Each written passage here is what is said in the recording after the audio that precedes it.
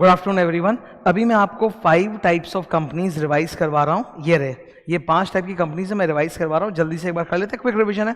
Public company, okay, लिखा हुआ board पे, मैं खाली बोल रहा हूँ, एक बार लाइन टू लाइन ऐसे कोई पढ़ने की जरूरत नहीं है। पब्लिक कंपनी क्या होता है सर? पब्लिक कंपनी के डेफिनेशन में 2 पार्ट हैं। First part, public company means a company which is not a private company, जो प्राइवेट कंपनी नहीं है, and which has certain minimum paid up capital as prescribed. जो अभी मैंने बताया था कि मिनिमम पेड अप कैपिटल कोई प्रिस्क्राइब नहीं, वो बस वो डायलॉग चल रहा है। Second part of the definition is important. इन्होंने कहा there is something called deemed public company. Sir what is deemed public company? एक ऐसा प्राइवेट कंपनी जिसका होल्डिंग कंपनी एक पब्लिक कंपनी है, तो such a private company is regarded as a deemed public company. तो वो ये रहा deemed public company. Okay, deemed public company के आर्टिकल्स में 3 रेस्ट्रिक्शन होते हैं। उसके नाम में प्राइवेट लिमिटेड होता है, पर वो माना जाता है public company. It will suffer from all the disadvantages of a public company, but it will not enjoy the advantages of a public company. Public company का जितना भी लीगल कंप्लायंस है वो इसको भी करना पड़ेगा, बट इसको पब्लिक कंपनी के फायदे नहीं मिलेंगे। मतलब ऐसी डीम्ड पब्लिक कंपनी जो एक्चुअली में है प्राइवेट कंपनी, ये पब्लिक इशू नहीं लेके आ सकती। So that's about public company. Next 4 companies जो मैं आपको डिस्कस कर रहा हूं, they are group companies. They are what? They are group companies. ठीक है, इनको ग्रुप कंपनीज कहते हैं। इसमें सबसे इंपॉर्टेंट होता है holding and subsidiary. Holding company का जो डेफिनेशन है वो बहुत एकदम इजी सा है। इन्होंने बोला होल्डिंग कंपनी मतलब एक कंपनी जिसके पास सब्सिडरीज हो। तो इससे तो कुछ मतलब क्लियर नहीं होता, तो यानी कि हमको अल्टीमेटली सब्सिडरी का डेफिनेशन देखना पड़ेगा। तो सब्सिडरी का डेफिनेशन सबसे ज्यादा डिटेल में है, आपको याद रखना है। सब्सिडरी कंपनी वो कंपनी है जिसके अंदर होल्डिंग कंपनी या तो बीओडी के कॉम्पोजिशन को कंट्रोल करने का पावर रखती हो। अगर एक कंपनी दूसरे कंपनी के बोर्ड ऑफ डायरेक्टर्स के कॉम्पोजिशन को कंट्रोल कर सकती है, तब फिर ये होल्डिंग है और वो subsidiary.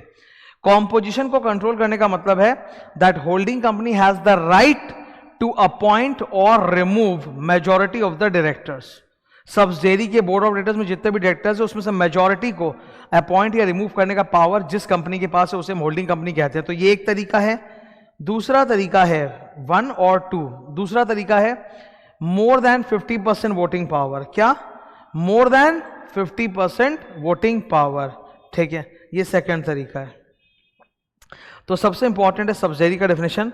Subsidiary company is a company in which the holding company number 1 controls the composition of board or holds more than 50% voting power directly or indirectly। तो होल्डिंग कंपनी सब्सिडरी के अंदर डायरेक्टली 50% वोटिंग पावर होल्ड कर सकता है, more than 50%, या फिर indirectly through other subsidiaries.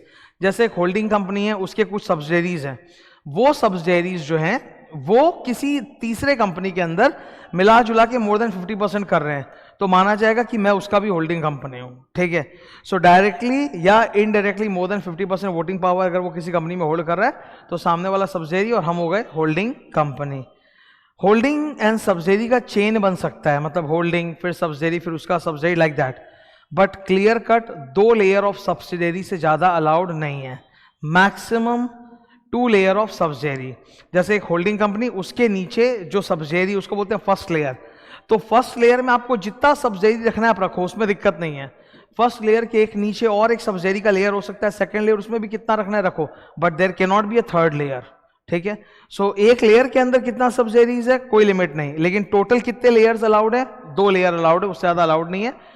6 ऐसी कंपनियां होती हैं एक्सेप्शनल जहां पर मोर देन 2 लेयर्स अलाउड होता है। ठीक है, तो ये रहा सब्सिडरी कंपनी का डिविजन। नेक्स्ट है इन्वेस्टिंग एंड एसोसिएट का पैकेज।